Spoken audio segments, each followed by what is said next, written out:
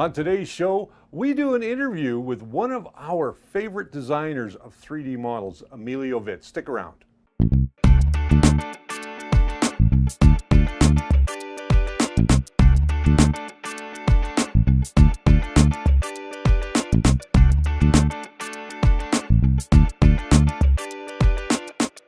Hey, welcome to The First Layer. I'm so glad you're with me today. My name is Richard Cleveland. I'm your host here, as I always am, 3 times a week. And today we've got a special show lined up for you because we got in touch with one of our favorite designers, Emilio Vit, and we had a little video phone interview, and we're going to run that for you right now, learning all about how Emilio Vit got started in 3D modeling. On the phone with me today is Emilio Vit on our Creator Spotlight. Emilio Vit's coming to us all the way from Belgium, where it's nighttime there and it's daytime here. Welcome to the show, Emilio. Thanks, Richard. We're glad to be here. Well, we're glad to have you because you're part of our community over on The First Layer on Facebook, as you know. And for anybody who hasn't seen Emilio's work, he does fantastic stuff. He also is an avid Superman fan and dresses up in cosplay quite often and goes out to different conventions and events dressed as Superman. But let's get into why you're here today. Let's talk about 3D modeling. Okay. You got into 3D modeling how long ago? I think now it will be around 6, 7, 8 years. Time goes so fast. Yeah, it all started with Pepakura. I don't know if you know Pepakura from back in the day, the paper crafting models. Yeah. So that's where it all started.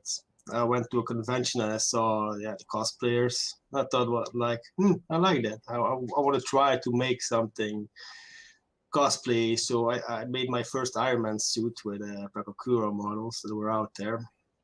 And from there on out, I got more interested in how to make the actual models. So yeah, I had a friend of mine who taught me like Blender basics because I was really 3D modeling noob. I could not even make like a cube or something. So that's pretty basic. I could not even do that. Yeah, he showed me the basics, and from there on out, it escalated so fast. I put myself 24/7 to learn the program, and from there on out, I started making my own Pepakura models. And yeah, but after a while, you want to go more in detail because Pepakura is pretty low poly. So yeah, then from there on out, I started experimenting in ZBrush. And now you're using ZBrush full time, is that right?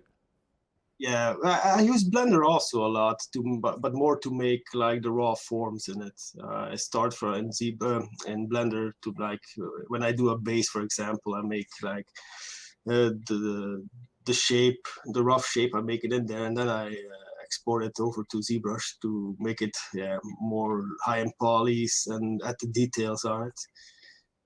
Well, that's fantastic. I mix those two programs.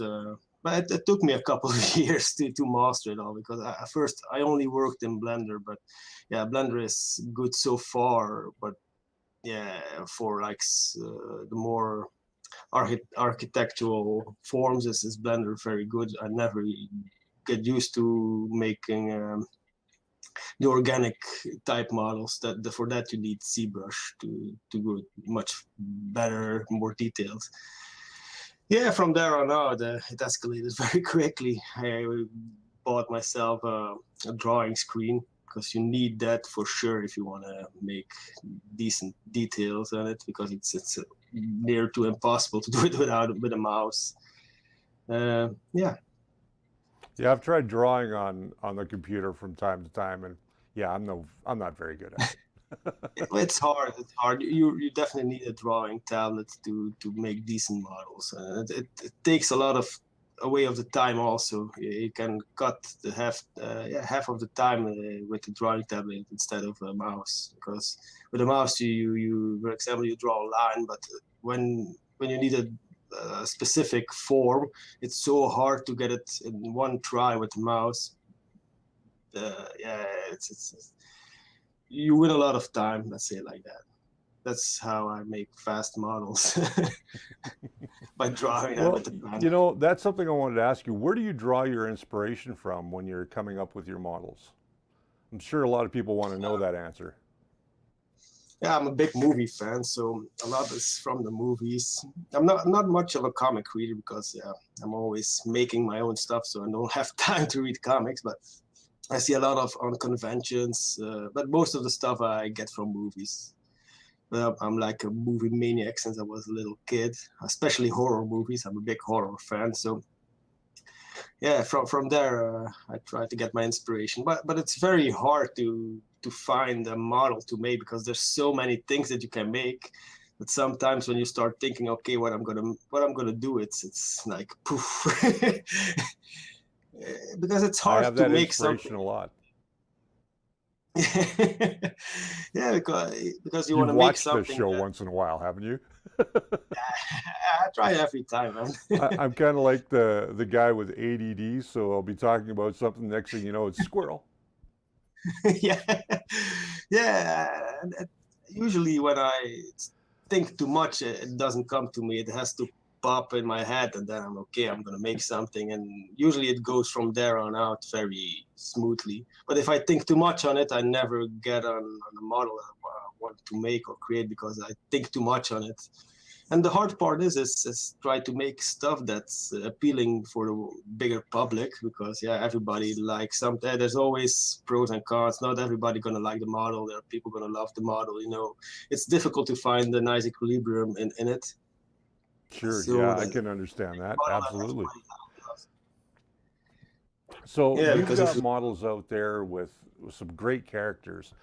Your dragon model from Game of Thrones. I've never seen an episode of the show, but when yeah, Jess showed me the model that she brought in here that we're still working on, I just thought the detail on it was absolutely amazing. Anybody that walks into the studio here that comes into the shop sees the dragon first because it's still on the shelf. And they go, wow, who did that? And the was a first thing fun I tell model. them is a guy by the name of Emilio Vit out of Belgium. He's got some great models. Go check out his website. And your website is evprops.com. Yeah, correct. And tell us what people can find over there. You've got quite a gallery of stuff. Yeah, basically it's yeah, you cannot buy stuff on my page because yeah, I'm not a web shop, so Right. that make clear. Basically, you can find all the project that I did, 3D models. I also made props for a couple of movies, so you can see them on the page too. Some 3D prints and some random props that I made also. Yeah, from all over the years. I've been doing this now, so it's a bit of everything, but you can take a look. So yeah, Very, very cool. mostly 3D models at the moment. Now, you did a model of me recently based on a head scan that was done.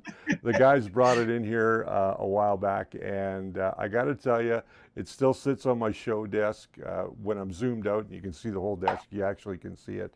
And I look at it every day. It's kind of it gives me a little chuckle in the morning. I don't have that good a body, especially the arms. Mine's aren't that big anymore. So, but Get your you in that inspiration. Superman suit. Now, if you guys haven't seen, Emilio dresses up as Superman and he posts his pictures when he goes to conventions. That suit that you did, we're just going to kind of put 3D printing to the side for a second. That suit that you did, is that all custom made? It's custom made. Usually I made my own suits, but the last one I bought the base suit because I had a good deal because I'm also in some Superman groups and yeah, they sell some suits sometimes. And yeah, the last one is very Christopher Reeve accurate with the colors, so I could not pass it by to not buy it. But I made a couple of suits myself, like the Man of Steel version, the Dawn of Justice. Those suits I made before. It was a lot of work, but no, I'm trying to get back more to the Christopher Reeve look, the classic one. That's I noticed that's the Superman that most people most appreciate, especially the older people. They'll see like, oh, Christopher Reeve version, now we love it. And also for me, I grew up with Christopher Reeve Superman, so Gotcha. he for me he is still the only real thing around. So not that I don't like Chris. the new how's his name? Henry Henry Cavill. Cavill. Yeah. Yeah, Henry Cavill. I like him as Superman, so he's done a very good job, and the suit is also very nice. But yeah, it's a hard suit to make it look very good with the muscle suit. Yeah, they make it very difficult to make it screen accurate to Gotcha. recreate it. So it costs a lot of money and time, and that's the I main used to do problem. the Batman thing. I dressed up as Batman for many, many years, cosplay, doing special events and stuff like that. When I was a much slimmer man, and I know what you're experiencing when you're talking about putting together a screen accurate or even a comic book accurate costume. It can be very daunting at times. Yeah, it's a lot of work. Even with the boots I made myself from scratch, and it was a hell of a job to make them as accurate as possible as because of reef boots. Because yeah, I'm not a seamstress, so so it was trial and error before I got them the way I like them. So yeah, it was a hard, but it's fun when it all comes together, and you see yourself in pictures, or you go to the cons and people are like, "Oh man, nice suit." Especially the kids. For the kids, it's awesome. Oh yeah, They see kids love super. it. I found that even some of the adults were more intrigued by the Batman costume that I used to do than the kids were. It was kind of amazing because I know you. You're Batman. Yeah, And yeah, I it's did a the same. classic black and gray. I didn't do the Oh, the that's blue nice. and gray. I did the classic black and gray with Yeah, the but those are much like, taller back yeah. ears. So Those characters are so iconic that yeah, they recognize them immediately. Even though if you do another version of them, you can do any version of Batman, everybody will know it's Batman. right. That's the same with Superman. They see the S, the logo, and yeah, they know. But with Superman, it's more the colors that pop, and then Yes. yeah, The big no, S I on the love. chest. And then with the cape, I love doing that character. I mean, it's very fun character to do. Plus, it's chill cosplay. It's not too heavy. Only the cape after a while, but overall, it's a fun, chilling We're cosplay. going to have to bring you here to Calgary because just Okay. outside of Calgary was where they filmed the Kent House. And it's still Oh, cool. standing. And I could show you the different scene locations where they shot Superman here in Calgary Well, I'll fly over, put my suit on. with your suit on. You might want to take the uh, plane. yeah. Now, just to get back into 3D modeling for a second, I've noticed some guys who are online that are doing beautiful 3D models. How do you go about translating your model from 3D space to an actual physical model that can be printed out on an FDM printer? How do you mean? Well, you can see beautiful 3D sculptures online that will turn around, Mhm. do a 360, they're full color. And I've had a few guys send me models and ask me if I can print and paint them for them. The Yeah. problem is that they can't be printed because some models I Oh found yeah, just are unprintable. How do you go about taking yeah. that 3D model and making it printable? Yeah, first of all, they have to be watertight. I mean, I see models also that they look good when you see it in yeah, three-dimensional surroundings, but when you want to print them, they have to be all in one piece. The moment that there's one connection that it's loose, it will not be watertight, and that's where the problems come in, or too many vertices. Then you have to eliminate all those. You have to clean it all up and make it one solid piece of it, and that's something I do also in ZBrush. You Nice. merge everything together because when I make a model in ZBrush, usually when I start off, it's every single part, it's separate. So Okay. I can easily modify parts that I need to do on the suit. Once the model is okay, then I'm gonna merge it all. And usually it's a lot of importing and exporting to Blender within Blender and ZBrush to make it actually print ready at the end. Gotcha. And you have a 3D printer yourself. What 3D printer are you Yeah. using? Recently I bought, well, recently it's a couple of months now, I bought myself the CR10. the 3040. And I love this printer. And I have 2 MakerBot Replicator 2s. Oh, very cool. Love those Yeah, I'm ones working too. on Yeah. my 6th printer, which is coming up. Oh, I'm actually custom building it, and then I'm picking up my wife an Ender 3 because I won't let her touch any of my other printers. I have way too But many. I'm thinking to buy an SLA printer, but yeah, the problem is that they're all too small Hmm. for working space. That's the only thing that's holding me back at the moment. And yeah, they're for the size they're pretty expensive. But on the other side, it would be handy if I could print like the heads out, very highly detailed, and the rest of the body I can do on the CR10 because CR10 is very good for statues. I Hmm. noticed. I've been Because I use only. actually experimenting with higher resolutions on my CR10 recently. Mhm. And the best quality so far that I can get, although it takes a long time, is 0.06 or 60 microns. Yeah, that takes a long time if you want to do a big model on it. Well, I'm doing That's another version of me at home right now, of the oh model really? that you modeled for The me. lifestyles And for in the I'm printing that at a very high resolution, 150 hours for the legs and the upper whoa. body, and the hands and the axe and the arms aren't on that build plate.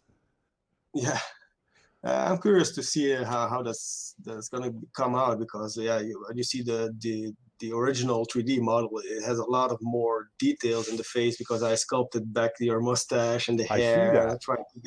I tried to put your eyes in there, better ears because yeah, scan is always Yeah, the it's a scan was lot. pretty rough. I mean, it was done with a Xbox Connect, Yeah, so it was pretty rough. And even the episode that we did way back on 3D figuring me, they had a booth where they were scanning the body with what was it, 86 cameras. yeah. They were using photogrammetry instead of real scanning, and then trying to piece all that data together. Yeah, even then, even with the photogrammetry thing that you say, it's hard to get the little details like the ears. It looks nice because it has a texture on it, and the texture makes it look like you. If you put the Hmm. texture off, you see the raw forms. But that's why I don't really like scans because there's a lot of work to make it look yeah perfect. Well, next It's time you not do sometimes. a head casting of me on some other body, we'll send you detailed pictures. Right. Yeah, but it went okay. I mean, I had the raw form for the head, so from there on out you can do a lot. But it's a lot of work to like make the eyelids, give it better ears, the Mhm. lips. There are also small details. It's hard to get them perfectly matched in, but it's something that when you have the head shape, it's a good beginning. Great, right? So now let's quickly talk about what you've got coming up. I mean, you've done some amazing models in the past. Lion-O, I own actually a number of your, your models. Um, Yeah. and, I love the inspiration because you're going back to the 80s and you're doing some of those classic 80s cartoons. Although I'm a kid of the 60s and the 70s, but I still loved those cartoons when they came out. I was already an adult. At that, when you look back at some of that older stuff, and you do things like Lion-O, how do you go about texturing all that fine hair detail? Yeah, that's a lot of work. It's brush strokes. Like I said, it's all done with mainly with the pen. With the pen, it goes pretty smooth. And yeah, you have to know the brushes that you use in ZBrush. You have some extra brushes specially made for hair. So yeah, it goes pretty fast. Some things, and yeah, after a while, you get used to it, and you get faster and faster. Because sometimes I also have to search for new stuff. I'm always experimenting in ZBrush. And one time it goes smoothly, the other time I'm still struggling a little bit with the hair because hair is something so difficult because I always have tried to keep in mind, okay, it has to look good, but it also needs to be printable Hmm. and without too many supports, and that's where it becomes hard, especially for hair, because you can do a lot of swirls and curls. Okay, it looks nice, but yeah, you have to print it 100 times before you get a good print out of it, or you have to have an SLA printer to get it all printed out correctly. And then that's the hard part. But yeah, I'm getting better at here at the moment. Well, I think your models look great. We're working on Shredder right now. And if you guys haven't seen the Shredder, just go and check out the Facebook page. There's photos over there on it. People, you have a Facebook page as well. Let's quickly plug that. Oh yeah, it's EV Props on Facebook. It's very easy to find. So go and check out EV Props on Facebook. Check out his website if you want to see even more of the work that Emilio has done. Emilio is a great friend of the channel. He's a great friend of the show, and we look forward to having you on again and seeing more great models from you. If people wanted to get you to commission a model for them, how can they get in touch with you? Yeah, just you can contact me over on Facebook, or you can send me a mail from my site. But I am pretty much a Facebook goer, so you can easily contact me on Facebook. I will react pretty fast on private messages on there. It's pretty So easy. there you go, guys. Go ahead and check out Emilio's work online and drop him a line. Get yourself a special model just for you. Thank you for joining us today on the show, Emilio. It's always great to have you and always great to talk to you. And we'll see you on the other side. Well, I hope you enjoyed that look and that interview at Emilio Vit and some of the fantastic models that he has to offer. We've got a couple of his models here on the table today. This is the Richard the Filamentarian instead of the Barbarian that the gang gave me a few weeks ago. And if you haven't seen that yet, go check out our playlist, and it's in there as well. Then we have his dragon from the Game of Thrones. This was modeled again by Emilio. We've been working on this one slowly, doing some of the seam filling, and then we're going to do a final cleanup and get this thing all painted for you. This is Jess's dragon, as you guys have seen on a few other episodes. So if you're interested in getting in touch with Emilio, you can always try and find him or PM him through our Facebook group. And he's a great guy, and although he doesn't openly sell his designs anymore, he still does take commission work, so go and check it out. And he has some models still available, so you might want to ask him about some of his fantastic work. If you're looking for what he's done, go to evprops.com and go into his gallery, and you can see all the fantastic models that he has designed. So let's thank a few people. First and foremost, let's thank our team, Jess Corniching, who is behind the controls today.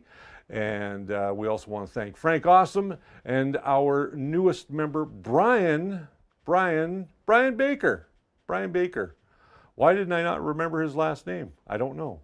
But Brian Baker is now working with us on a technical aspect behind the scenes to try and improve the quality of the show, improve some of the material that we give to you guys each and every week, and just make the show overall a much better experience for you.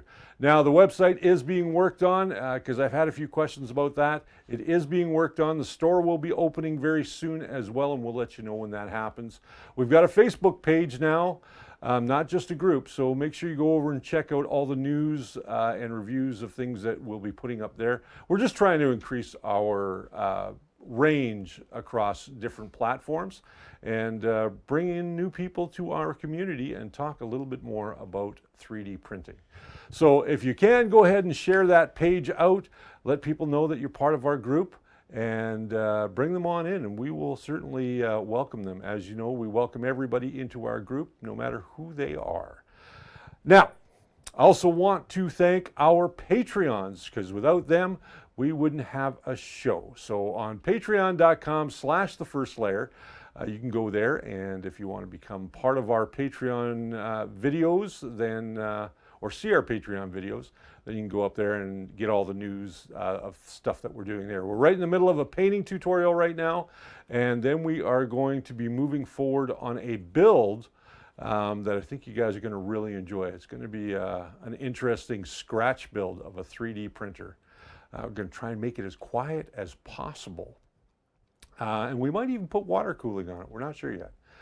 So if you have any questions, you can always send me a question to Richard at The First Layer, and I'll be happy to answer your questions for you. If you want to leave a question down in the comments below, you can do that as well. And I do try and check the comments as much as possible and try and get back to people as soon as I can. What else do I want to say? Oh yeah, if you're not interested in Patreon and you can't afford a monthly commitment, I know times are hard. And if you feel you want to support the show, you can always go to Buy Me a Coffee. The whole crew drinks coffee here. I believe Jess is a double-double. She needs a little cream and a little sugar. Double D. She's a double D, yes. And me, well, I'm just a two sugar kind of guy because I'm not sweet enough, they tell me. I always need a little bit of sugar.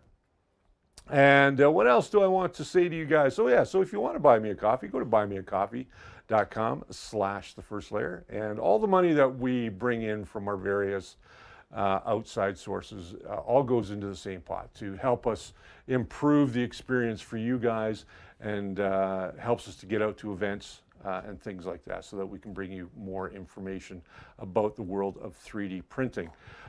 In upcoming episode, we are going to be talking about full body scanning. We're going to be talking about how that translates into a commercial aspect and what it can be used for. We've got a great set of videos coming up on following up on our useful 3D prints in the near future.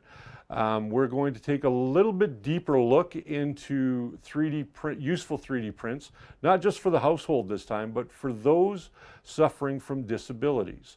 Some of the disability things that we have found for arthritis, for diabetes, and also for those that may be missing a limb. So we're going to talk a little bit about prosthetics as well, and talk about the Enable initiative that is going on online and how you can become a part of that as well. So stick around, keep watching the show, tell your friends about the show, share our videos if you wouldn't mind, and let's build up the community. Now, if you want to send something into the show to have me show it off, like we did with Maker Coins a little while back, by all means you can send it to The First Layer. The address is 230-11929 40th Street Southeast, Calgary, Alberta, T2Z4M8. And we'll be happy to show that off on the show. And if you want those things back, please send a self-addressed stamped envelope to put them all back into, and we will send them back to you. If you want us to keep them, we'll keep them. And as we get into the third phase of this back wall, you'll be able to see some of the stuff that's going to go up there. We've got a nice little plan back there. So the lighting's going to change a little bit yet again. But the overall look is still going to be the same. What else am I missing, Jess? Oh yeah, listen, if you haven't yet, like, subscribe, and hit that notification button because then you'll get notified every time we do a brand new episode or we put up a live stream. And we go live every Wednesday at 1:30 Mountain Standard Time. Here in Calgary, and we do get quite a few people that are watching the show live, so I really appreciate that as well.